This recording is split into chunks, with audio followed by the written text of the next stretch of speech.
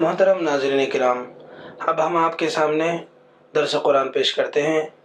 اب آپ کے سامنے تشریف لا رہے ہیں مولانا عبد الملک مظاہری صاحب دامت برکاتہم۔ بسم اللہ الرحمن الرحیم۔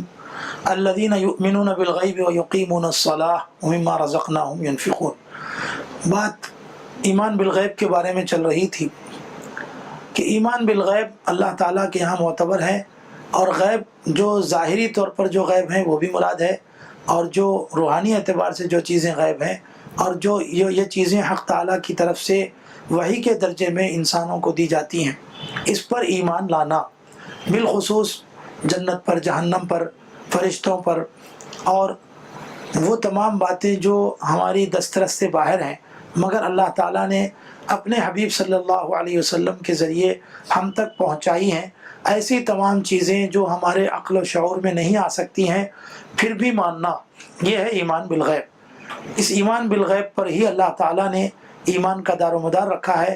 اگر کوئی عالم سکرات کے موقع پر جب غیب کی چیزوں کو ہٹا کر شہود، عالم شہود میں لا لیا جاتا ہے، اور اس وقت میں اللہ کے نبی صلی اللہ علیہ وسلم نے فرمایا کہ جب انسان کا آخری وقت آتا ہے تو اس وقت میں اللہ تعالیٰ اس کے سامنے فرشتوں کو کھول دیتے ہیں، اور اس کے مقامات کیا ہونے والے ہیں وہ کھول دیتے ہیں۔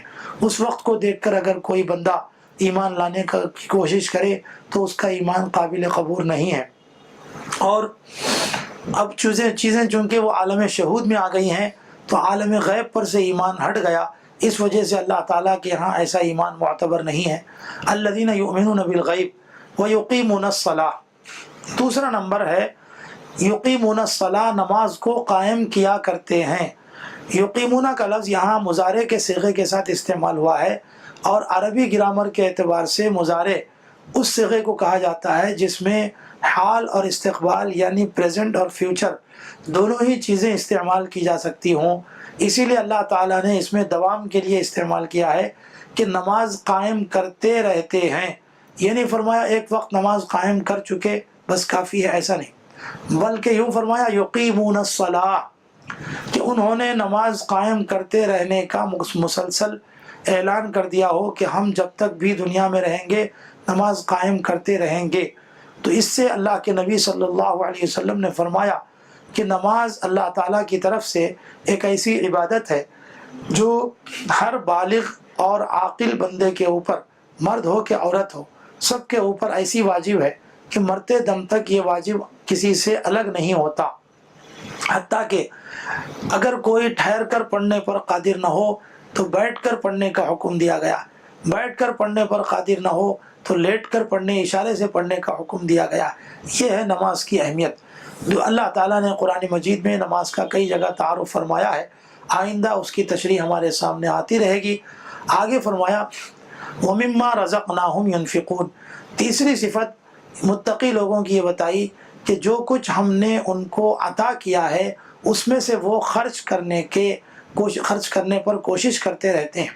یہاں بھی ينفقون مضارع کے صیغے کے ساتھ ہے، انفقو کا لفظ نہیں استعمال کیا، یعنی جو کچھ ہم نے دیا اس میں سے وہ خرچ کر دیے، اتنا کافی نہیں فرمایا، خرچ کرتے رہتے ہیں، یعنی تسلسل کے ساتھ ایسے لوگ خرچ کر کر اللہ تعالیٰ کی خوشنودی حاصل کرتے ہیں۔ آئیے اب خرچ کرنا کس کو کہتے ہیں یہ ہم کو مختصراً معلوم ہونا چاہیے۔ اللہ کے نبی صلی اللہ علیہ وسلم نے احادیث میں یہ فرمایا ہے کہ خرچ کرنے کی شکلیں دو ہیں۔ ایک وہ ہے جو مادی شکل میں جو چیزیں نظر آتی ہیں وہ اپنی طرف سے بغیر کسی معاوضے کے کسی کو اس کا مالک بنانا، جیسے روپیہ، پیسہ، مال، دولت، یہ ایسی چیزیں ہیں جو ہمارے پاس سے نکل کر کسی دوسرے کو ہم عطا کر دیں اور اس کو مالک بنا دیں، تو یہ خرچ کرنا یہ پہلے نمبر کا ہے۔ دوسرا خرچ کرنا وہ ہے اللہ تعالیٰ جو چیزیں انسان کے اندر فن کی شکل میں، علم کی شکل میں عطا فرماتا ہے اس کو دوسروں تک پہنچاتے رہنا، یہ بھی اللہ کے ہاں خرچ کرنے کے حکم میں ہے۔ مثلا اللہ نے کسی کو کوئی فن سکھایا، اب وہ آدمی اپنا فن دوسروں کو سکھاتا ہے تو یہ بھی اللہ کے یہاں خرچ کرنے والوں میں شامل ہے۔ اور اللہ نے کسی کو عالم، حافظ بنایا ہے، مفتی بنایا ہے، تو وہ آدمی دوسروں تک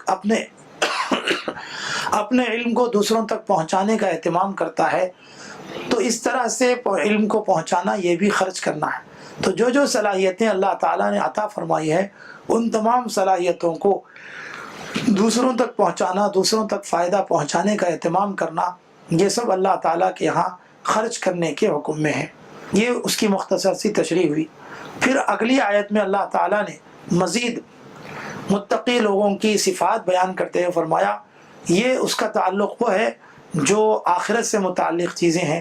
فرمایا والذین یؤمنون بما انزل الیک، آخرت سے متعلق بھی چیزیں ہیں اور دل اور دماغ میں رکھے جانے والی چیزوں سے متعلق ہے۔ اور اوپر کی آیت میں جو بولا گیا ہے اس میں کچھ چیزیں ایمان سے متعلق ہیں اور دوسری چیزیں اعمال سے متعلق۔ ایمان کا تعلق دل اور دماغ سے ہے اور اعمال کا تعلق انسان کے لیے تمام اعضاء اور جوارح سے ہے۔ تو اس سے یہ بات سامنے آتی ہے کہ اللہ تعالیٰ کے یہاں اعضاء اور جوارح سے جو کام کیے جاتے ہیں وہ بھی ایمان کے لیے ضروری ہیں، اور جو چیزیں اللہ تعالیٰ کی طرف سے دل اور دماغ میں بٹھانے کے لیے ہیں وہ بھی چیزیں ضروری ہیں۔ اسی لیے اگلی آیت میں فرمایا والذین یؤمنون بما انزل الیک وما انزل من قبلک، اور وہ لوگ جو کہ ایمان رکھتے ہیں ان تمام چیزوں پر جو آپ کی طرف نازل کی گئی ہیں اس پر بھی، اور جو آپ سے پہلے نازل کی گئی ہیں اس پر بھی ایمان رکھتے ہیں، اور آخرت پر تو وہ یقین کا درجہ رکھتے ہوں۔ اللہ کے نبی صلی اللہ علیہ وسلم کے بارے میں یہ فرمایا کہ ما انزل الیک۔ تمام مفسرین یہ لکھتے ہیں کہ اس آیت کے ذریعے سے صرف قرآن ہی مقصود نہیں ہے۔ ما کا لفظ عربی میں جب استعمال کیا جاتا ہے تو اس میں عمومیت آتی ہے۔ عمومیت کے سلسلے میں یہ بات یاد رکھ لیجئے کہ جو چیزیں اللہ نے رسول اللہ صلی اللہ علیہ وسلم پر نازل کی ہیں ان تمام پر ایمان لانا۔ بعض ایسی چیزیں ہیں جو اللہ تعالیٰ نے رسول اللہ صلی اللہ علیہ وسلم پر نازل کی ہے اور اس کو تلاوت کے لیے اجازت دے دی ہے، اس کو تلاوت کر کے پڑھا جا سکتا ہے اور اس کی تلاوت دنیا میں عام ہوتی ہے، اس کو وحی مطلوع کہا جاتا ہے۔ اور دوسری چیز ہے جو اللہ تعالیٰ نے رسول اللہ صلی اللہ علیہ وسلم پر نازل کی ہیں اس کو وحی غیر مطلوع کہا جاتا ہے۔ یعنی بہت سے وہ باتیں جو رسول اللہ صلی اللہ علیہ وسلم نے صحابہ کو سمجھانے کے لیے قرآن سے علاوہ بھی ہٹ کر بھی بہت ساری باتیں بتائی ہیں، جس کے بارے میں خود اللہ تعالیٰ نے سورہ نجم میں کے پہلے رکوع میں فرمایا ہے وَمَا يَنْطِقُ عَنِ الْهَوَىٰ إِنْ هُوَ إِلَّا وَحْيٌ يُوحَىٰ، کہ جو کچھ رسول اللہ صلی اللہ علیہ وسلم اپنی زبان سے فرماتے ہیں وہ اپنی خواہش کی وجہ سے نہیں فرماتے، بلکہ اللہ تعالیٰ کی طرف سے وہ وحی ہوتی ہے، اس وحی کو اللہ تعالیٰ کی طرف سے صحابہ کے سامنے بولتے ہیں، اسی کا نام وحی غیر مطلوع ہے۔ تو ما انزل الیک میں دو چیزیں آ گئیں، ایک تو پڑھی جانے والی تلاوت کی جانے والی وحی جس کا نام قرآن پاک ہے، دوسرے وہ تمام باتیں جو رسول اللہ صلی اللہ علیہ وسلم نے وقتاً فوقتاً صحابہ کو سمجھانے کے لیے کی ہیں جس کا نام حدیث ہے۔ اور حدیث کی تشریح میں محدثین نے یہ لکھا ہے کہ رسول اللہ صلی اللہ علیہ وسلم کی اقوال، افعال اور تقریرات، ان تین چیزوں پر محیط ہونے والی چیز کو حدیث کہا جاتا ہے۔ تو یہ بھی ما انزل الیکا کے مفہوم میں شامل ہے کہ رسول اللہ صلی اللہ علیہ وسلم نے جو باتیں اپنی طرف سے بیان فرمائی اور جو قرآن میں نہیں ہے تو وہ بھی گویا اللہ ہی کی طرف سے ہے، اسی لیے اس کو مانے بغیر کوئی مسلمان نہیں کہلا سکتا۔ دوسرے نمبر پر فرمایا وما انزل من قبلک، جو کچھ اللہ کی طرف سے سابقہ پیغمبروں پر نازل کیا گیا ہے اس پر بھی ایمان رکھنا۔ ہمارا یہ ایمان ہے کہ اللہ تعالیٰ نے آسمان سے 4 بڑی کتابیں نازل فرمائی ہیں، آسمانی کتابیں، اور بہت سے صحیفے نازل فرمائے ہیں۔ مفسرین نے لکھا ہے کہ کم از کم 100 صحیفے دیگر انبیاء علیہ السلام پر اللہ تعالیٰ نے نازل فرمائے ہیں۔ ان میں سے حضرت موسیٰ علیہ السلام پر کچھ نازل ہوئے ہیں، حضرت ابراہیم علیہ السلام پر، اور دیگر روایات کے مطابق حضرت نوح علیہ السلام پر اور حضرت شیس علیہ السلام پر، حضرت آدم علیہ السلام پر بھی نازل ہوئے ہیں۔ اس طرح کے صحیفوں پر بھی ایمان رکھنا ہے۔ اور جو 4 بڑی آسمانی کتابیں نازل کی گئی ہیں، نمبر 1 تورات، جس کو اللہ تعالیٰ نے حضرت موسیٰ علیہ السلام پر نازل فرمایا ہے۔ نمبر 2 زبور، جس کو اللہ تعالیٰ نے حضرت داؤد علیہ السلام پر نازل فرمایا ہے۔ نمبر 3 انجیل، جس کو اللہ تعالیٰ نے حضرت عیسیٰ علیہ السلام پر نازل فرمایا ہے۔ نمبر 4 قرآن مجید، جس کو اللہ تعالیٰ نے حضرت محمد رسول اللہ صلی اللہ علیہ وسلم پر نازل فرمایا ہے، اور آخری نبی ہونے کی حیثیت سے آپ پر آخری کلام نازل فرمایا۔ اب آپ صلی اللہ علیہ وسلم کے بعد نہ کوئی نبی آنے والے ہیں اور نہ کوئی آسمانی کتاب آنے والی ہے۔ یہ ہے وما انزل من قبل کی تشریح۔ تو معلوم یہ ہوا کہ انبیاء علیہ السلام پر جتنے صحیفے نازل ہوئے اس پر ایمان رکھنا۔ اب آگے کی بات مفسرین نے یہ لکھی ہے، ایک ہے تورات اور انجیل اور زبور پر ایمان رکھنا، اور دوسرے ہے تورات اور انجیل اور زبور کو عمل کرنے کے لیے استعمال کرنا۔ تمام مفسرین لکھتے ہیں عمل کرنے کے لیے تو اس زمانے میں صرف اور صرف قرآن پاک ہے، باقی تورات اور انجیل اور زبور چونکہ اپنی اصلی حالت پر باقی نہیں رہیں، اس واسطے ان پر عمل نہیں کیا جا سکتا۔ صرف عمل کرنے کے لیے اللہ تعالیٰ نے قرآن مجید کو قرار دیا ہے، چنانچہ قرآن مجید میں اعلان ہے ان الدین عند اللہ الاسلام۔ یاد رکھو کہ اللہ تعالیٰ کے پاس دین اگر ہے تو وہ اسلام کا نام ہے، باقی تمام ادیان کو اللہ تعالیٰ نے منسوخ کر دیا ہے۔ اس منسوخ ہو جانے کی وجہ سے اب کسی اور کتاب کو ہم عمل نہیں کریں گے، فالو نہیں کریں گے، بلکہ صرف قرآن مجید کو ہی فالو کیا جائے گا۔ اور جو کوئی دنیا میں یہ کہے گا کہ ہم قرآن مجید سے ہٹ کر دوسری کتابوں پر بھی عمل کرنا چاہیں گے، ایسے لوگوں کی باتوں پر عمل نہیں، ایسے لوگوں کی باتوں کو قابل قبول نہیں سمجھا جائے گا۔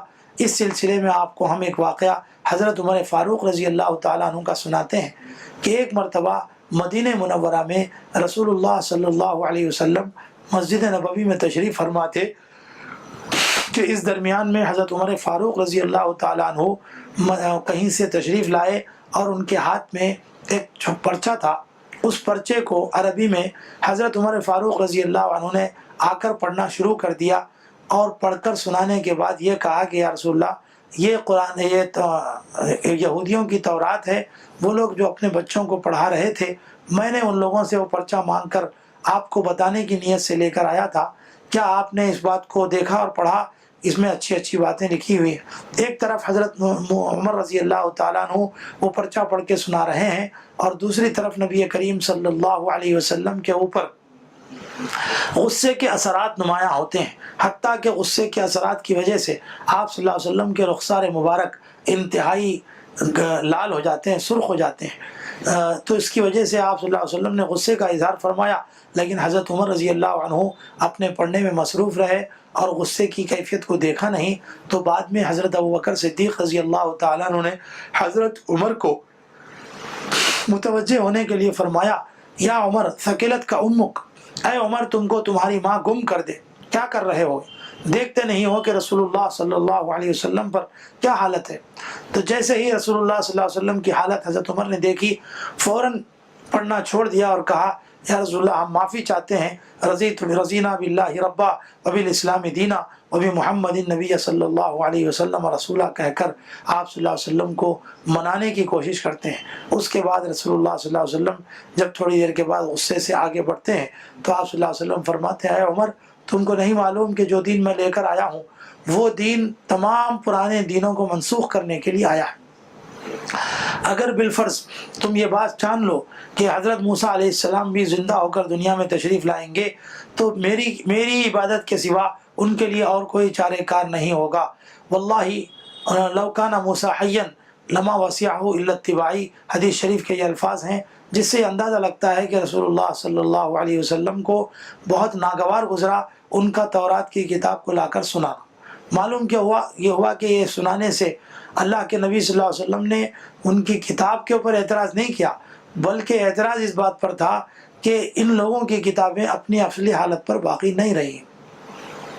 نبی نبی نبی نبی نبی